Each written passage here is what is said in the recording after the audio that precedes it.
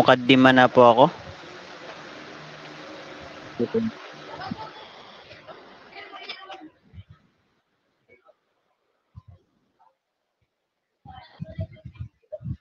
A'udzu billahi minasyaitonir rajim. Bismillahirrahmanirrahim. Assalamualaikum warahmatullahi wabarakatuh. Ngayong gabi ng Friday, tayo ay binigyan ni Allah ng pagkakataon upang magnilay, matuto at muling mapalapit sa Kanya. Sa katahimikan ng gabi, naway ang bawat salita ay maging paalala ng habag at gabay ni Allah sa ating buhay.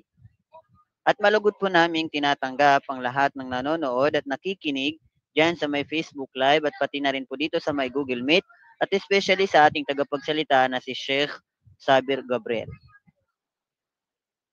At siya po ay isang daiya na kilala sa kanyang kaalaman at malasakit sa ummah. Hindi na po natin papatagalin ang gabing ito. Ang oras ay atin na pong ibinibigay sa kanya. Ya Sheikh, palatafaddal, mashkuran ma'jura. Maliwanag po yung boses ko. Naam ya Sheikh, wadih.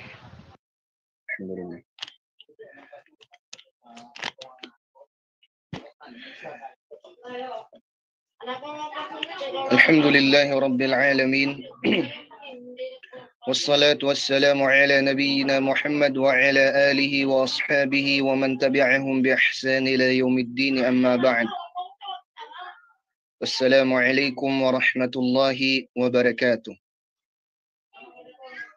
Mga lipin ng Allah subhanahu wa ta'ala,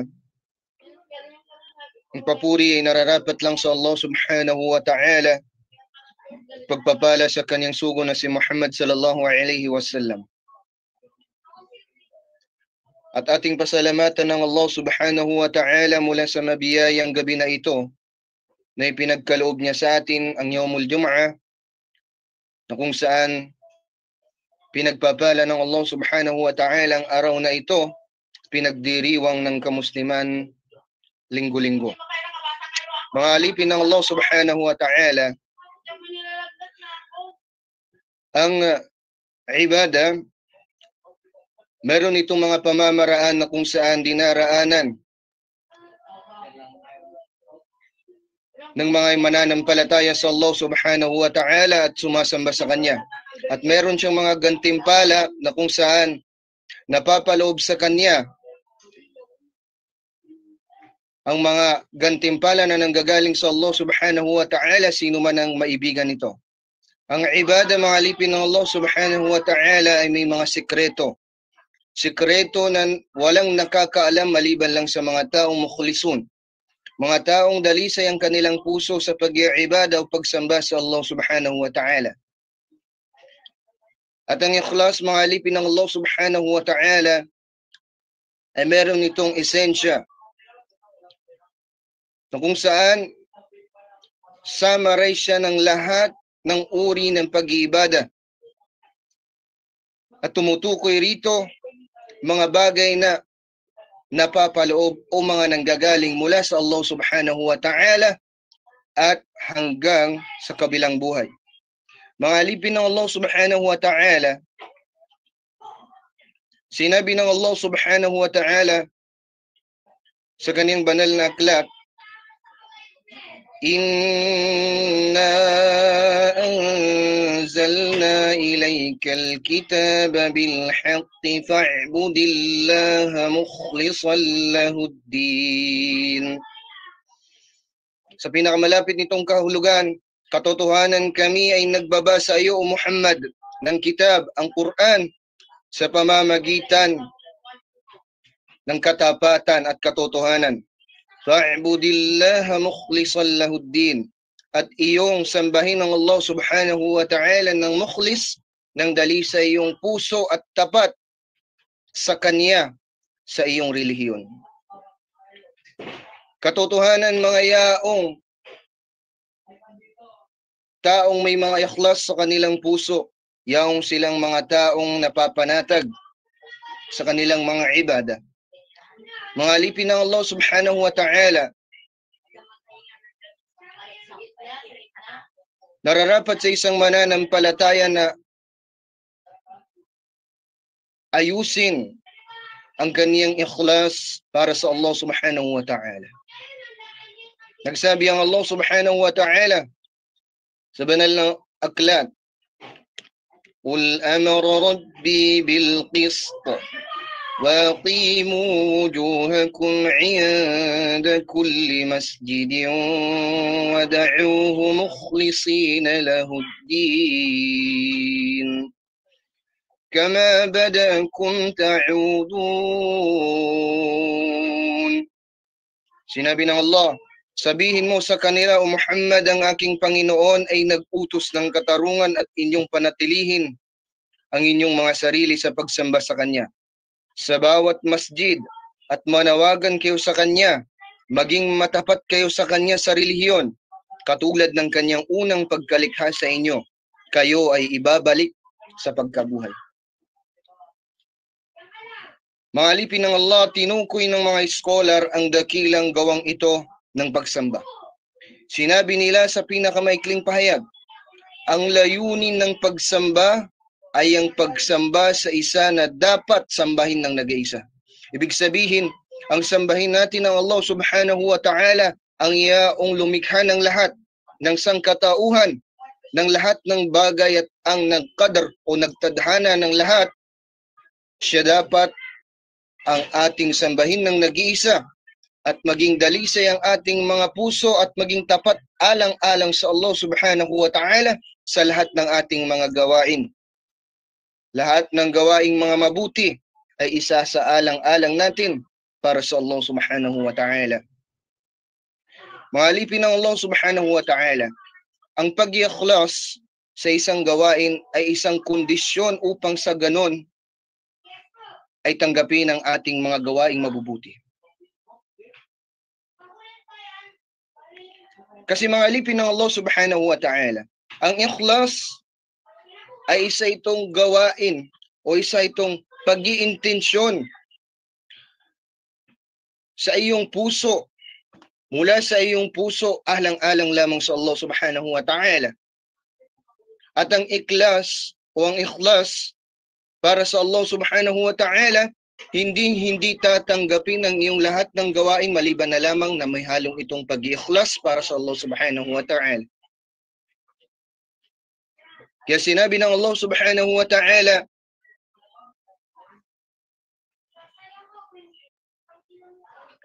وَمَنْ يُؤْمِنْ بِاللَّهِ يَهْدِي قَلْبَهُ.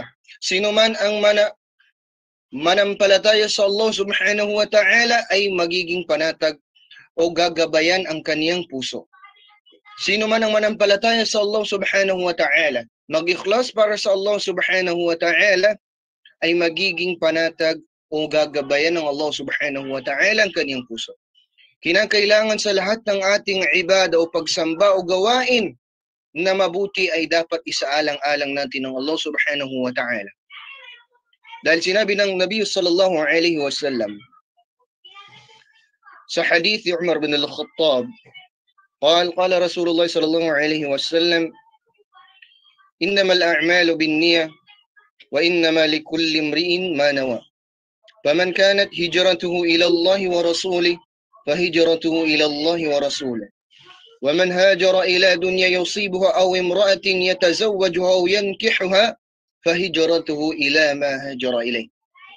Mga alipin ng Allah, nagsabi ang Nabi sallallahu alaihi wasallam ayon kay Umar bin al-Khattab, katotohanan ang mga gawain ay sa pamamagitan ng intensyon. At sa lahat at katotohanan sa bawat isa ay kung anuman ang kaniyang inintensyon. Faman kanat hijratuhu ila Allah wa rasuli fahijratuhu ila Allah wa rasuli. Sino man ang naghijra o umalis alang-alang sa Allah subhanahu wa ta'ala, katotohanan ng kanyang paghihijra o pag-alis ay para sa Allah subhanahu wa ta'ala at sa kanyang sugo na si Muhammad sallallahu alaihi wasallam. Wa man hajara ila dunya yusibuha wa imra'atin yatazawwajuha fahijratuhu ila ma hajara ilayh. Sino man ang maghijra, sino man ang umalis alang-alang sa dunya, nang sa gayon ay kaniyang makuha ito o isang babae na gusto niyang mapangasawa, fahijratuhu ila ma hajara ilayh. At ang kaniyang pag-alis ay alang-alang sa kung anuman ang kaniyang pinuntahan o kaniyang pinag-alisan o pinaghijrahan. Mga alipin ng Allah subhanahu wa ta'ala, itong mga gawain natin ito ng pag-iikhlas para sa Allah subhanahu wa ta'ala ay kinakailangan ng masusi at maayos na pagkilatis sa ating mga puso at kinakailangan ng pagsisikap mula rito. Sinabi kay Sahal, ayu shay'in ashaddu 'ala an-nafs? Faqala al-ikhlas, li'annahu laysa laha fihi nasib. Sinabi kay Sahal, ayu shay'in ashaddu 'ala an-nafs? Ano yung bagay na, alin ang bagay na kung saan nagiging mahirap, matindi sa isang sarili? Sinabi niya, al-ikhlas, pagiging dalisay o tapat ng ating puso. Li'annahu laysa laha fihi nasib. Dahil katotohanan sa kanya ay wala siya ditong kahit na anong parte. Wala siyang kahit na anong parte dito sa ikhlas na ito.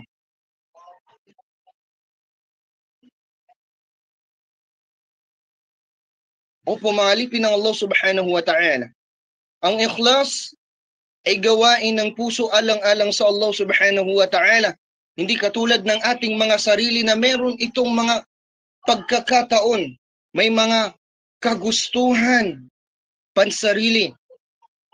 At nang dahil sa ikhlas natin sa Allah subhanahu wa ta'ala ay natatalo ng ating ikhlas ang pag-iibada natin sa Allah subhanahu wa ta'ala, ang mga gawain iyon na kung sakali na pwedeng makasira sa ating pag-iibada, kundi kaya ay makapagpapaliban sa ating mga ibada, ang mga gawaing pansariling kanaisan lamang. Mga alipin ng Allah subhanahu wa ta'ala, ang ikhlas, pangalawa, ay napakalaki ng kanyang advantage pagdating ng kabilang buhay. Dahil katotohanan ng ikhlas,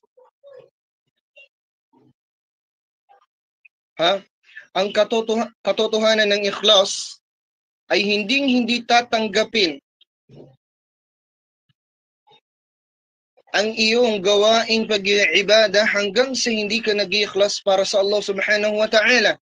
Hindi ka magiging Muslim kung hindi ka mag-iikhlas para sa Allah subhanahu wa ta'ala. Hindi lamang sa pagsabi mo ng la ilaha illallah. Basahin natin mula sa hadith ng Nabi sallallahu alaihi wasallam, fa'an Abi Hurairah radiyallahu anhu qala, qultu ya Rasulullah, man as'adu an-nasi bi syafa'atika yawm al-qiyamah. Sinabi niya, o sugo ng Allah, sino ang pinaka masayang tao sa pamamagitan ng iyong pamamagitan o pagpapamagitan sa araw ng paghukom mo sa kabilang buhay? Sinabi niya, in short, قال رسول الله صلى الله عليه وسلم لقد ظننت يا أبا هريرة ألا يسألني عن هذا الحديث أحد أول منك.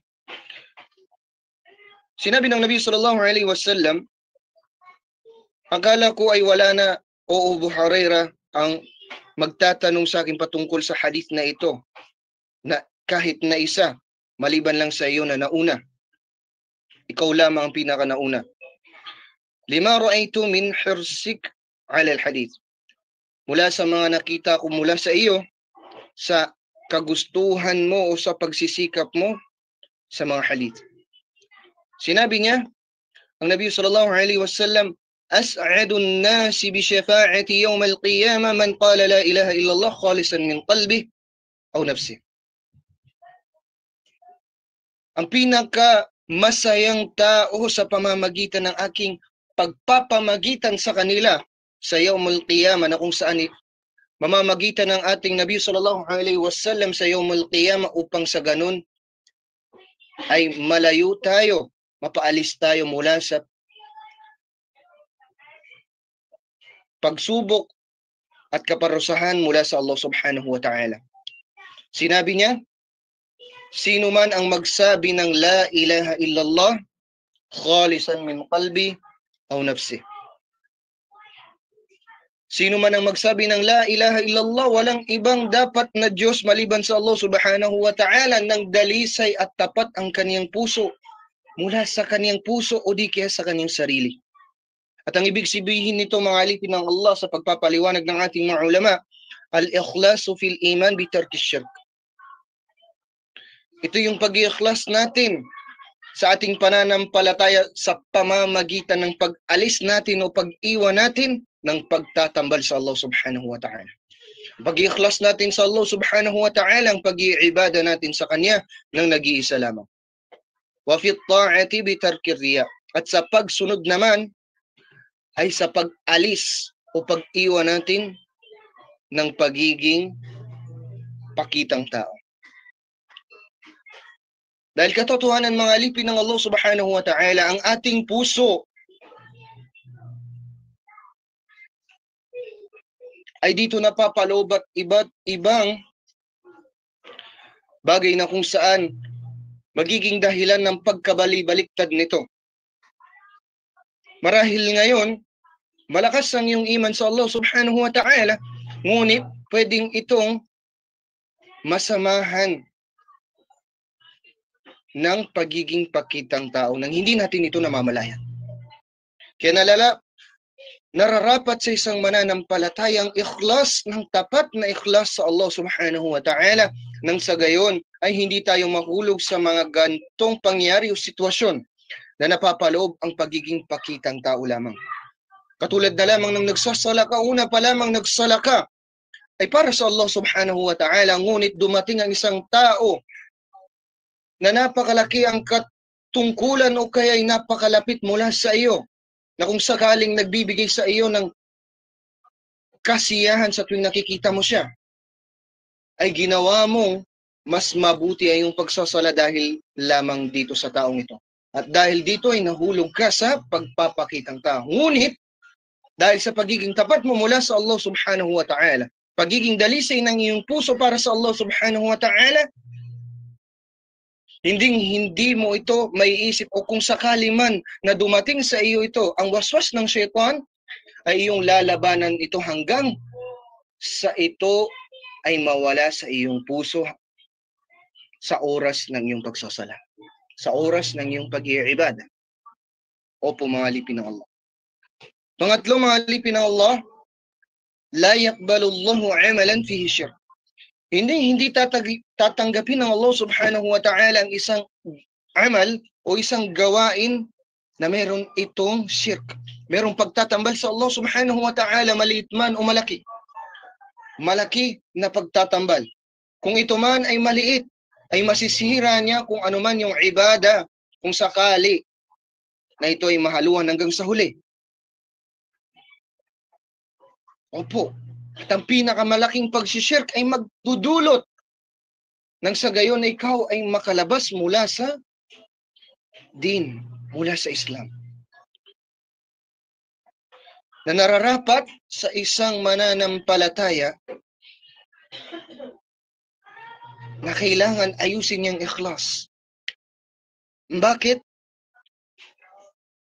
Dahil ang tauhid o yung kaisahan natin ay sa itong kondisyon mula sa Allah subhanahu wa ta'ala. Hindi ka magiging isang taong muwahhid o nag-iisa sa Allah subhanahu wa ta'ala sa kanyang lahat ng pagsamba hanggat sa hindi mo nagiging ikhlas ang iyong puso para sa Allah subhanahu wa ta'ala. Marahil alam mo ang tauhid, alam mo ang la ilaha illallah, ngunit hindi naman ito napapaloob sa iyong puso. Hindi naman napapaloob sa iyo ang ikhlas. Bagkus alam mo lamang, ngunit hindi mo alam kung ano yung pamamaraan. Hindi mo alam kung paano mo kukontrolin ang iyong puso. Nang sa gayon na hindi ito mapasukan o mabahiran ng kahit anumang pagpapakitang tao. Sinabi ng Allah subhanahu wa ta'ala sa kanyang banal na Quran, innahu man yushrik billahi faqad harrama Allahu alayhi al-jannah wa ma'wahu an-nar. Katotohanan siya, sino man ang magtambal sa Allah subhanahu wa ta'ala, faqad harrama Allahu alayhi al-jannah wa ma'wahu an-nar. At katotohanan ng Allah subhanahu wa ta'ala ay ipagbabawal sa kanya. Ipagbabawal o ihaharam sa kanya ang paraiso at ang kanyang kahahantungan o kalagayan o kalalagyan ay ang impyernong naglalagablab. Mga alipin ng Allah,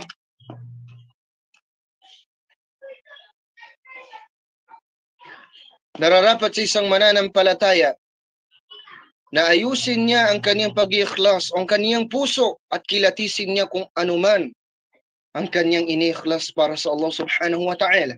Ang kaniyang iniintensyon. Marahil siguro nag-iintensyon tayo, ngunit taliwas naman sa itinuro ng Islam, sa isinugo sa Nabi sallallahu alaihi wasallam, taliwas sa mismong inobliga ng Allah subhanahu wa ta'ala at ipinag-utos niya. Kaya mga alipin ng Allah subhanahu wa ta'ala, katotohanan ng Allah subhanahu wa ta'ala, nilikha niya ang dunya na ito. At nilikha niya ang buong sangkatauhan. Hindi lamang sa isang bagay na kung saan maninirahan lamang tayo sa dunya. Hindi. Sinabi ng Allah subhanahu wa ta'ala ang hikma o wisdom sa kanyang paglikha sa buong sangkatauhan. Siya'y nagsabi, وَمَا خَلَقْتُ الْجِنَّ وَالْإِنسَ إِلَّا لِيَعْبُدُونَ.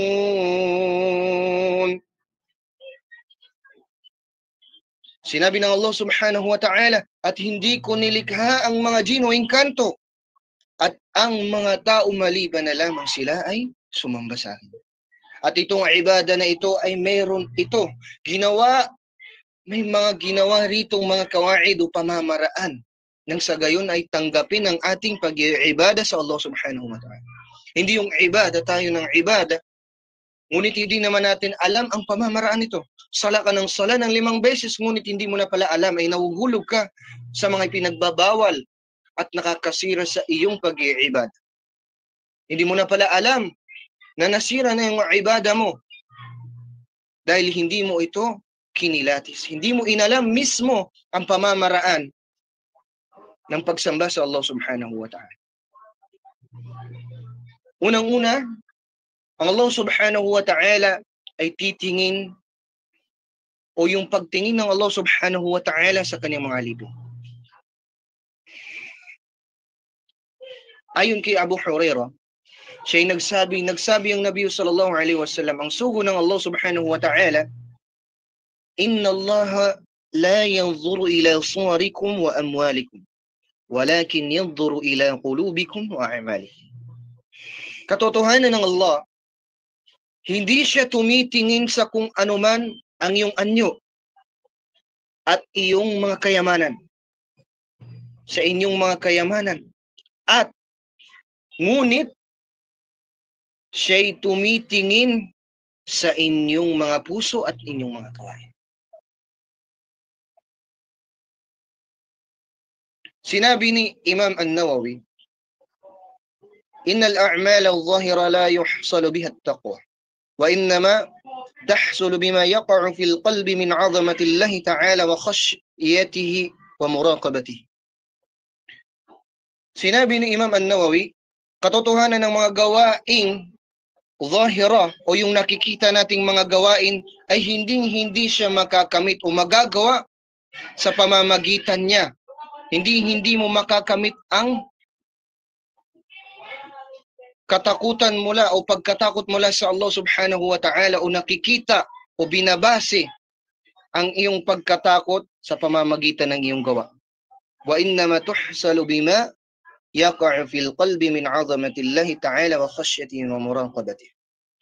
Bagkos katotohanan ito ay nakakamit o nakikita o nababase sa kung anuman ang nakikita o nangyayari o nalalagay sa iyong puso mula sa pagdakila mo sa Allah subhanahu wa ta'ala at pagkatakot at pag-aayos nito.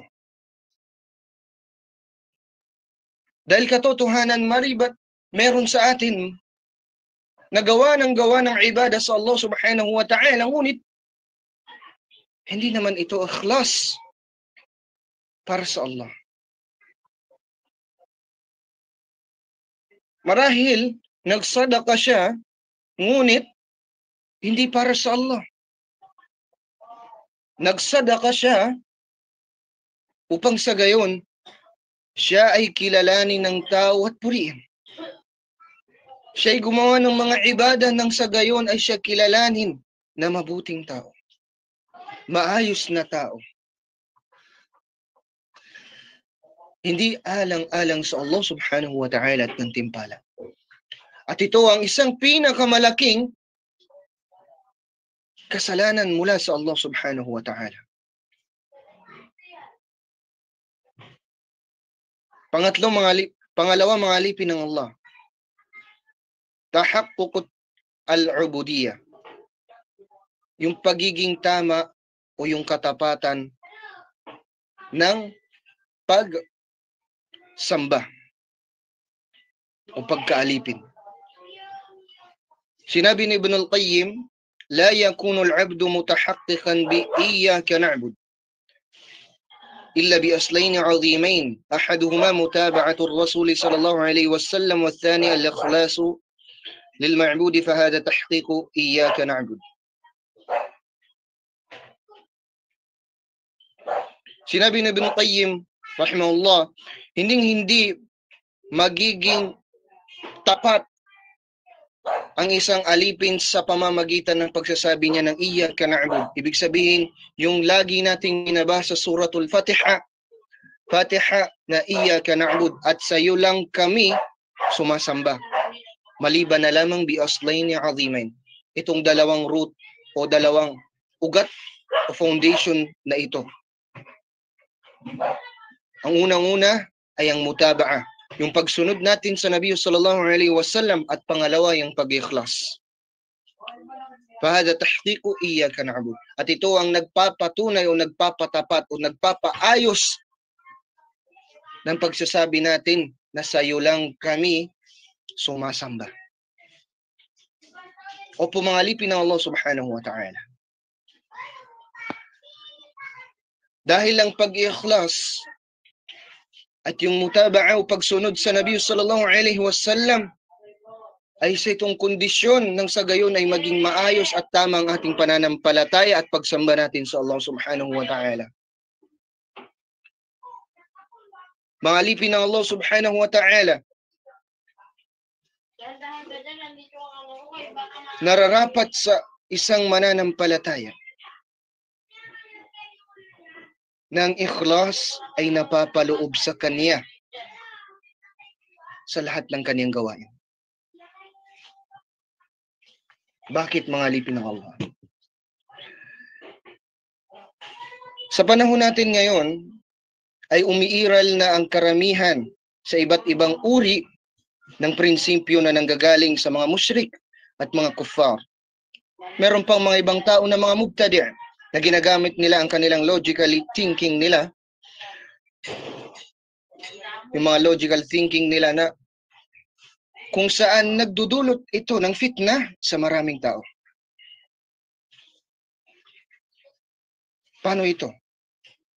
Marahil mga taong nagkukunwaring mga motivational speaker, ngunit nagdudulot naman ng pagkaligaw sa maraming tao. Ngunit marami tayong naririnig sa kanila, kahit man sa mga kuffar, sa ating mga ulama, ang kanilang sinasabi, kung meron kang nais o goal, is mag-focus ka. Ibig sabihin, mag-intensyon ka. Magkaroon ka ng pangarap. Maglagay ka ng pangarap para sa iyo. Maglagay ka ng goal.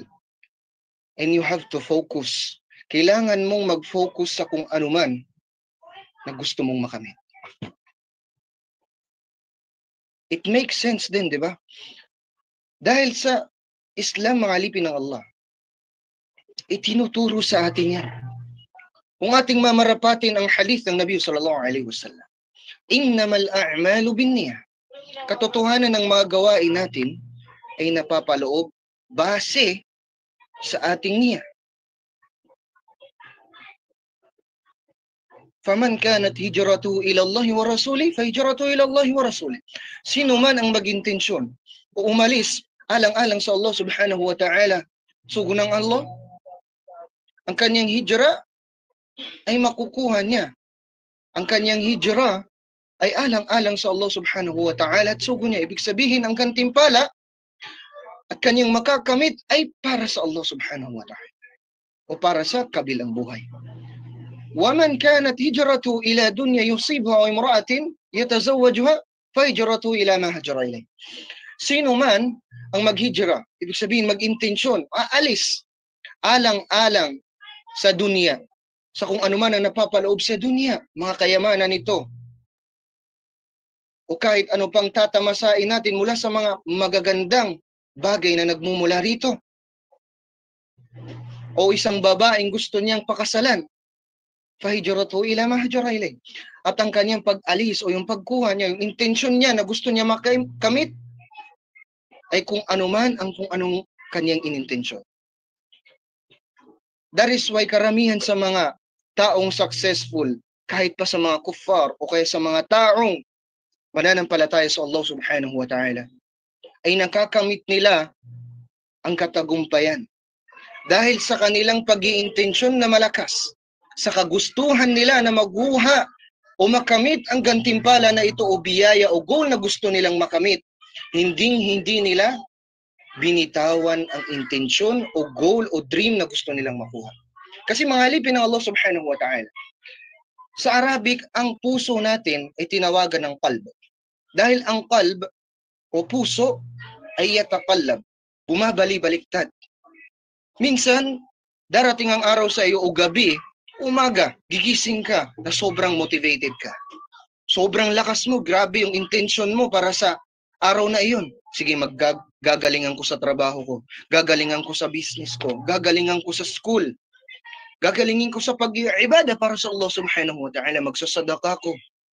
Diba? Yung iba sa atin, nagiging motivated pa upang mag-gym, ayusin ang kanyang healthy lifestyle, yung kanilang lifestyle, kailangan healthy. Gym dito, ganyan. Pero after a week or maybe a days, wala na, tinamad na. Bakit? Kasi hindi niya inayos ang kanyang intensyon. But what is the difference between us tsaka yung mga taong kuffar? Ang mga kuffar, ang gusto nila ang mundo, ang kamunduhang ito. Ngunit tayo mga lipin ng Allah, ang pag-iikhlas natin sa Allah subhanahu wa ta'ala ay ang makamit natin ang gantimpala na nag-aantay sa atin sa kabilang buhay. Ang paraiso ng Allah subhanahu wa ta'ala. Ang kanyang mga gantimpala, biyaya, na hindi mabilang-bilang doon mismo sa paraiso niya.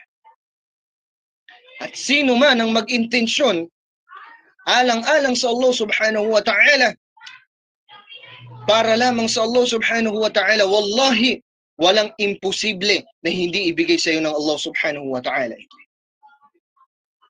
Hindi lamang sa kabilang buhay, marahil pati na rin dito sa dunya.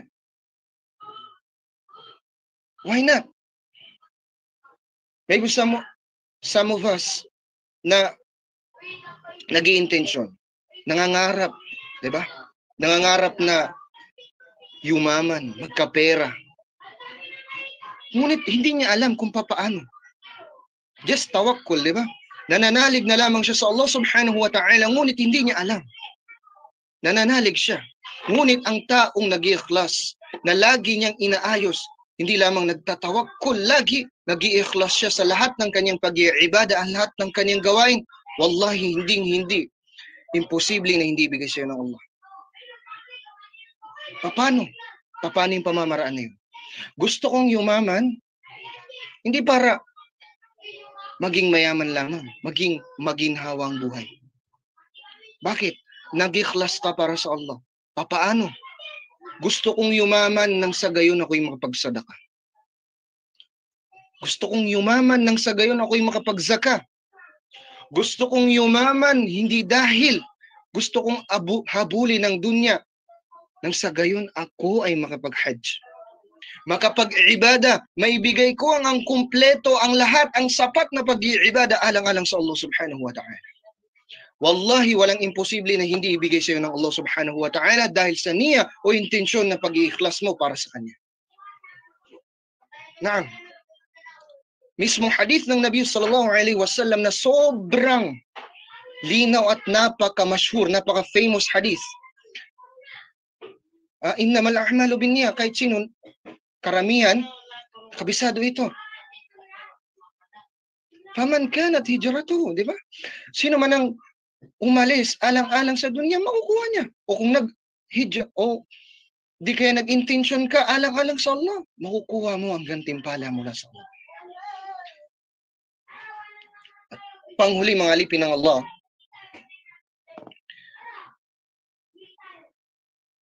ay ang pangatlo pala, husnul amal bil qabul, yung pagiging maayos natin sa ating mga gawain upang sa gayon ay katanggap-tanggap. Sinabi ng Allah subhanahu wa ta'ala, alladhi khalaqal mauta wal hayata liyabluwakum ayyukum ahsanu amala. Nangyaong ang Allah subhanahu wa ta'ala nalimikha sa inyo ng kamatayan at kabuhayan, ng buhay, nang sa gayon ay kayo'y subukin sino ang pinaka maayos ang kanyang gawa. Hindi ibig sabihin na pinakamagaling sa pagiging engineer, bagkus yung pinakamaganda at maayos ang kaniyang pag-iibada. Paano ito? Sinabi ni Al-Fudail bin Iyad, rahimahullah,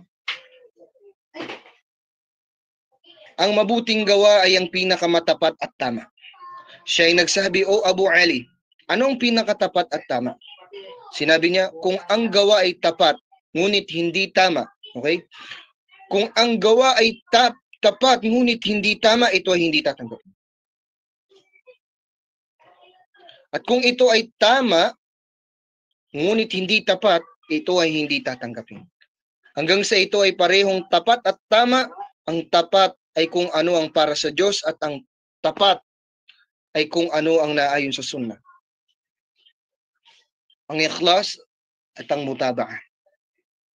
At tulad ng sinabi natin. Hindi magiging maayos ang pag-ikhlas mo kung ito ay taliwas naman sa pamamaraan ng Nabi. Nag-ikhlas ka nga, ngunit pang-anim mo na nasala yun. Kasama ba yun sa 5 sala? Nag-ikhlas ka nga, ngunit pang-anim mo na sala yun. Pang-7. Ibig sabihin, taliwas yun sa pamamaraan ng Nabi sallallahu alaihi wasallam. O di kaya,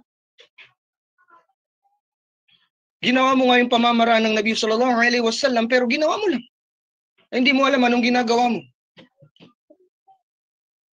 Hindi ka naka-ikhlas para sa Allah subhanahu wa ta'ala.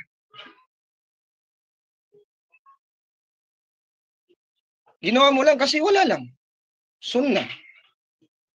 O di kaya, ginawa mo lang yun kasi nga, alam mo lang, katulad ng mga kuffar. Marahil may gumagawa sa kanila ng sunnah ng Nabi sallallahu alaihi wasallam, ngunit hindi naman sila mga ikhlas. Hindi naman kasi sila sumasamba sa Allah. Hindi sila nag-ikhlas para sa Allah. At hindi tatanggapin ang kanilang mga ibadah. O pumalipin ng Allah subhanahu wa ta'ala. Pangapat, at pinakahuli, bainal ibdi wa baina rabbi. Ang ikhlas ay sa pagitan lamang ito ng isang alipin at ang kanyang Panginoon. Ang ikhlas, mga alipin ng Allah subhanahu wa ta'ala, ay isa itong sekreto sa pagitan ninyo ng Allah. Bakit? Bakit kapag nag-ikhlas ka ba? O nag-iibada ka o nag-ikhlas ka para mag-ibada sa Allah subhanahu wa ta'ala, naririnig ba ito ng katabi mo? Nalalaman ba ito ng mga magulang mo? Sinasabi mo ba sa kanila na, nag-ikhlas ako ngayon? Meron pang iba na tinatanong, gumawa ka lang ng isang bagay, nag-ikhlas ka ba? Wallahi, hindi mo alam kung ano yung nasa puso ng isang tao. Pati ba naman yung pag-ikhlas niya, tinatanong mo pa. So ito yung sikreto sa pagitan ng Panginoon o ng Allah subhanahu wa ta'ala at sa'yo. Hindi malalaman ito ng kahit na sino. Kahit yung shaitan o yung malak o yung mga angel o anghel, di nila ito malalaman.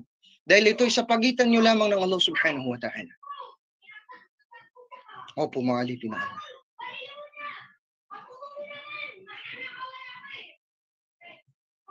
Kasi ang ikhlas, mga alipin ng Allah subhanahu wa ta'ala, o yung pagiging matapat ay nangangahulugan na hindi ka naghahanap ng saksi, ng taong makakakita sa iyo para sa iyong mga aksyon maliban sa Allah. Ni isang tagapagbigay ng gantimpala maliban lang sa Allah. Pag nag-ikhlas ka ba, sabi mo sa magulang mo, nag-ikhlas ako, di ba? Bibigyan ka ba niya? Marahil, kunti lang. Di naman kasi nalaalam kung totoo ba talaga naka-ikhlas ka. Ngunit ang Allah subhanahu wa ta'ala, siya ang mas nakakaalam ng iyong tinatago-tago sa iyong puso ang pagiging ikhlas mo para sa Kanya. Kaya mga alipin ng Allah subhanahu wa ta'ala, hingin natin sa Allah subhanahu wa ta'ala ang Kanyang tawfiq at ang pagiging masunuri natin sa pamamaraan o sunnah ng Nabi sallallahu alaihi wasallam. ربنا ظلمنا أنفسنا وإن لم تغفر لنا وترحمنا لنكونن من الخاسرين ربنا لا تزغ قلوبنا بعد إذ هديتنا وهب لنا من لدنك رحمة إنك أنت الوهاب ربنا اغفر لنا ولوالدينا ولجميع المؤمنين والمؤمنات والمسلمين والمسلمات الأحياء منهم الأموات برحمتك يا أرحم الراحمين ربنا آتنا في الدنيا حسنة وفي الآخرة حسنة وقنا عذاب النار وادخلنا جنتك مع المتقين ومع الأبرار يا عزيز يا غفار برحمتك يا أرحم الراحمين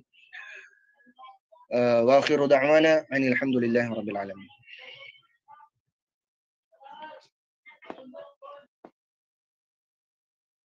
Subhanallah wa alhamdulillah. Isa na namang malalim at malawak na kaalaman ang naibahagi sa atin ng ating tagapagsalita na si Sheikh Sabir Gabriel. At bago ang lahat, Sheikh, kayo po ba ay tumatanggap ng katanungan?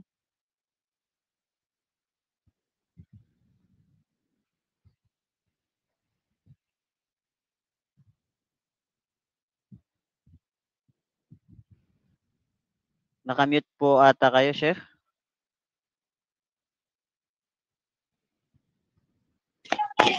Pakiulit po kasi nakalabas ako.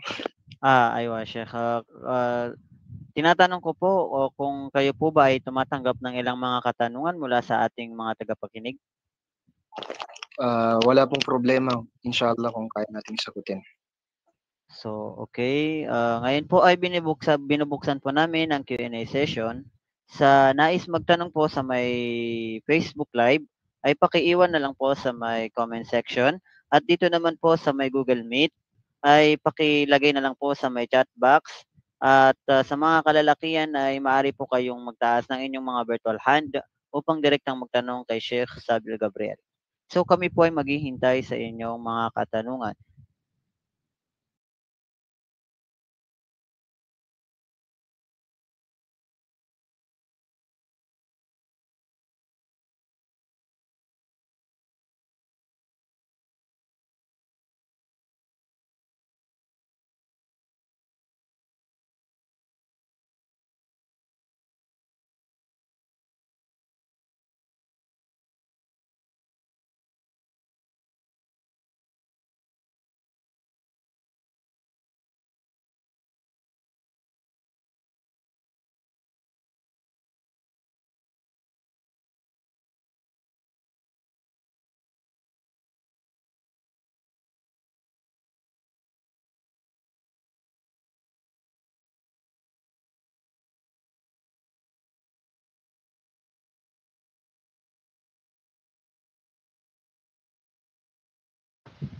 So, alhamdulillah, siguro ay naunawaan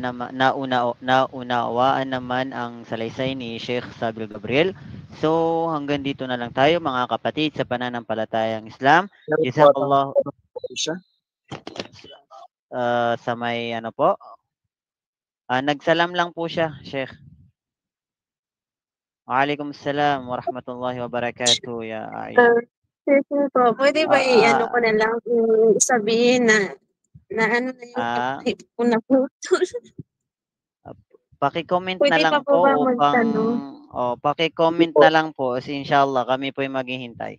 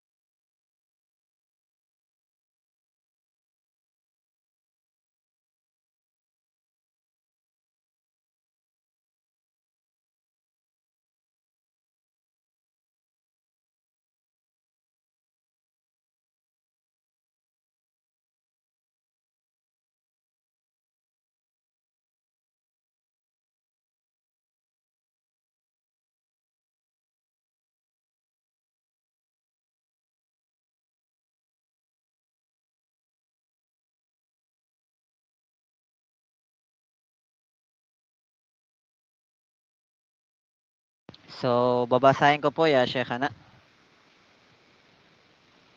Kapag po ba may nagawang kabilang sa malaking kasalanan, nararapat po ba na wag nang ipaalam sa asawa? Sapat na po ba na pagtaubahan kay Allah Subhanahu wa Ta'ala ang nagawang malaking kasalanan? Alhamdulillah. Magandang katanungan mula sa ating sister. Alhamdulillah Rabbil Alamin. Wassalatu wassalamu ala nabiyina. Amma ba'd. Patungkol po dito, no, ang nararapat ay wag na po natin sabihin kung ano yung kasalanan na ginawa natin. At mas mainam na ang nararapat lamang ay pagtaubahan natin ito sa Allah Subhanahu wa Ta'ala at wag na natin itong uulitin pa. Opo. Dahil itinago na ito ng Allah Subhanahu wa Ta'ala, ang kasalanan na ito, sekreto na lamang ito ng Allah Subhanahu wa Ta'ala sa pagitan ninyo. Wallahu ta'ala ala wa alam. Jazakallahu khairan ya Sheikhana.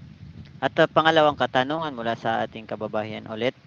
Assalamualaikum warahmatullahi wabarakatuh po ya Sheikh. Ito po ay tungkol sa dua sa sala.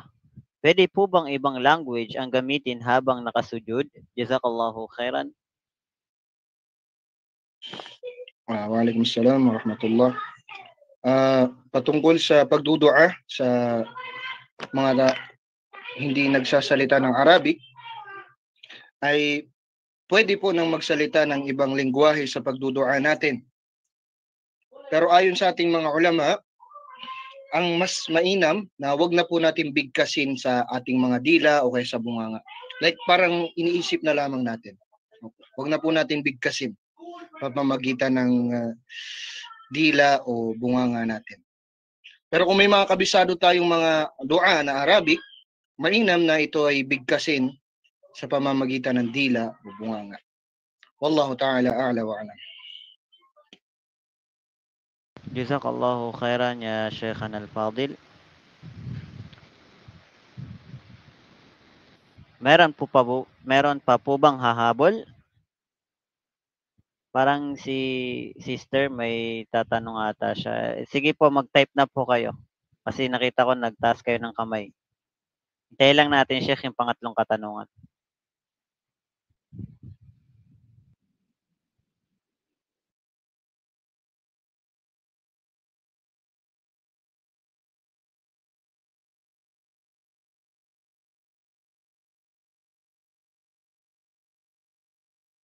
Okay, nabasa ko po yung pangatlong katanungan. Anong katanungan mula to? Kay Sister Okay. Norain? Kayo na po, Sheikh? Hindi po ako nagbabasa. Assalamualaikum warahmatullahi wabarakatuh. Ask ko lang po pag may nagtanong para kapag ikaw ay nagbigay ng pera at sabihin niya na saan ito maaari, o ba sabihin na ito ay sadaka ko sa... Opo, wala pong problema dito sa pagbabanggit nito. Wala pong problema. Nabanggitin na ito ay sadaka. Opo. Wallahu ta'ala ala wa ala.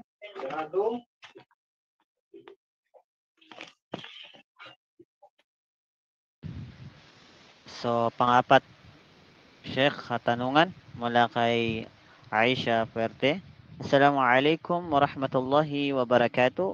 Ask ko lang po kapag po ang nag-ikhlas na ang isang tao tapos nasasabi niya po ito, like nag-aayuno siya at sinasabi niya sa iba na nagpa-fasting siya, pero ikhlas, di umano siya.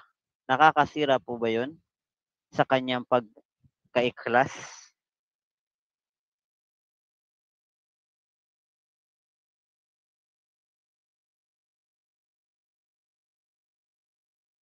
Pakiulit po. Naam, Sheikh. Sabi niya po, Assalamualaikum warahmatullahi wabarakatuh. Kapag po ang ask ko lang po kapag po ang nag-i-class na ang isang tao tapos nasasabi niya po ito like nag-aayuno siya at sinasabi niya sa iba na nagpa-fasting siya pero ikhlas di umano siya. Nakakasira po ba 'yon sa kanyang pag-iikhlas?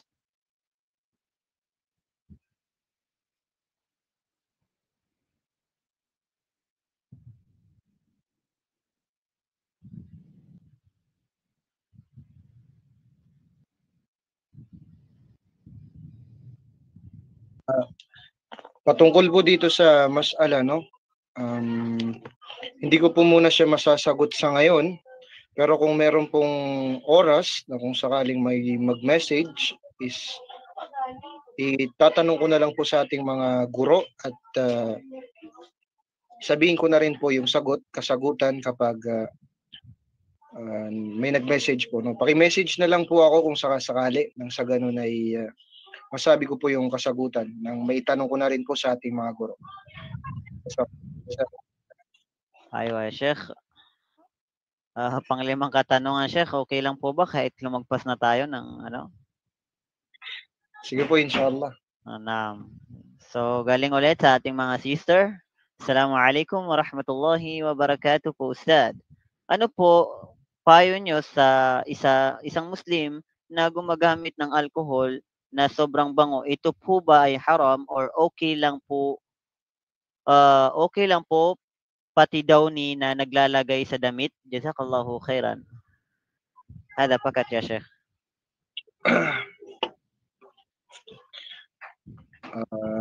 Patungkol sa Downy, no?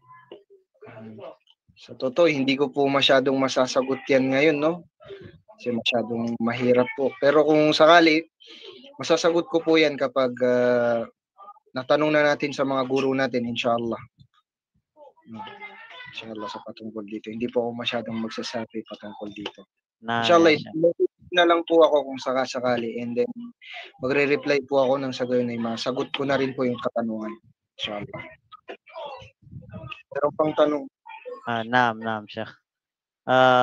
Katanungan ulit, magkakaroon po ba ng kasalanan kapag sumama ang loob kapag meron pong pinapayuhan na magsala siya, tapos kapag pinapayuhan galit pa po?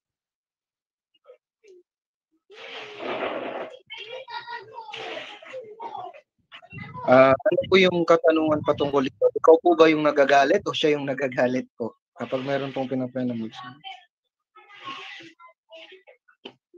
O siya yung nagagalit? Ikaw po yung nagagalit kapag ano? Parang siya yung pumapayo, Sheikh. Pero sumasama ang loob. Sumasama yung loob, opo. Normal po na sumama ang loob natin, lalo-lalo na kapag tayo ay nagdadaawa ng ating mga kapatid. Normal talaga yan kasi minsan may mga na-encounter tayo, lalo na kapag mga malapit sa atin, na hindi tayo pinapaniwalaan at hindi. Pero mainam na ipagduain na lang natin ang mga taong iyon na gabayan sila ng Allah subhanahu wa ta'ala dahil katotohanan tayo, wala tayong kakayahan na gabayan ng sino mang tao. Nagtuturo lamang tayo ngunit hindi tayo kayang maggabay ng kahit na sino. Wallahu ta'ala a'lam. Jazakallahu. Naam, Sheikh. Pag-dua na lang natin siya, inshallah. Inshallah, Sheikh. Katanungan ulit. Assalamualaikum po ya Sheikh. Ano po bang gagawin ko? Marami pong teacher na nagsasabing tanggalin ko ang niqab dahil ako lang ang nagninikab sa school namin. Hihingi lang po ako ng advice. Dito po patungkol sa pagninikab. Ang pagninikab po ay base sa ating mga ulama istihbab. No, istihbab. At yung pagninikab, kung tatanggalin, wala namang pong problema.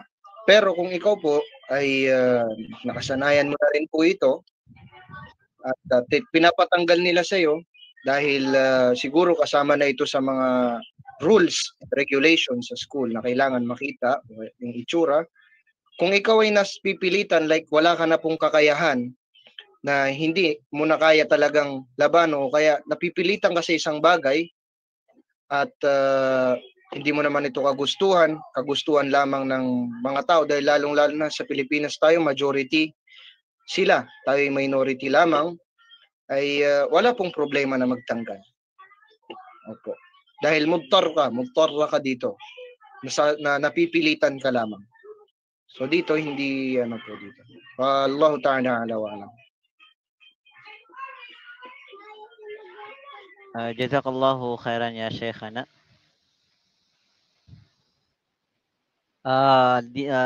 Last question na sana to, Sheikh. Assalamualaikum warahmatullahi wabarakatuh po. Pwede po ba sa bahay ang aso at pwede po ba siyang hawakan at paliguan at nadidilaan niya po ang paa ko? Salamat po.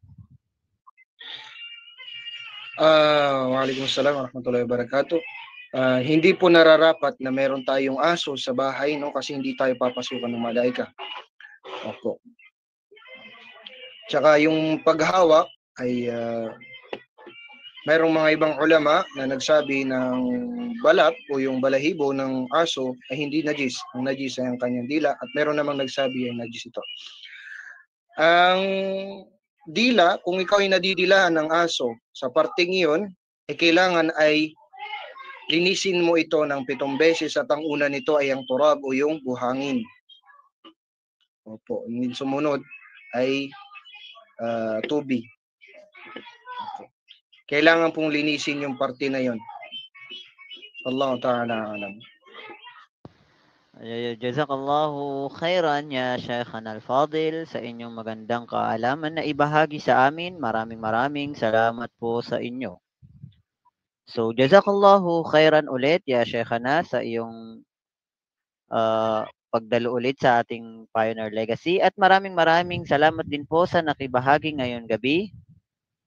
At bilang pagtatapos ng ating muhadara ya Shaykhana ay inihiling po namin sa inyo na magbigay ng panghuling salita at pangunahan po kami sa kafaratul majlis. So kung anong narinig po natin mula sa ating mga ulama ay wag po nating hahayaan na ito ay mawala o ipagsawalang bahala lamang. Naaari o nararapat na ating isabuhay kung ano man ang naririnig natin mula sa kanila. Katulad ng ikhlas na narinig natin, kailangan na nag-ikhlas tayo sa lahat ng ibada nang sa gayon ay mahanap natin ang totoong turo o pamamaraan ng Islam sa pamamagitan ng pag-iibada at pag-ikhlas para sa Allah Subhanahu wa Ta'ala na may halong o kasamang pagsunod sa sugo na si Muhammad sallallahu alaihi wasallam. Hanggang dito na lamang ating basahin ng kafaratul majlis. Subhanakallahumma wa bihamdik, nashhadu an la ilaha illa ant, nastaghfiruka wa natubu ilaik. Wassalamu alaikum warahmatullahi wabarakatuh. Waalaikumsalam warahmatullahi wabarakatuh. Alhamdulillah, naway maging ilaw at gabay ang ating natutunan ngayong gabi. Hindi sapat ang kaalaman kung hindi ito isa sa buhay. Gamitin natin ito upang lalo tayong mapalapit kay Allah Subhanahu wa Ta'ala. Hanggang sa muli mga kapatid sa pananampalatayang Islam. Wassalamualaikum warahmatullahi wabarakatuh.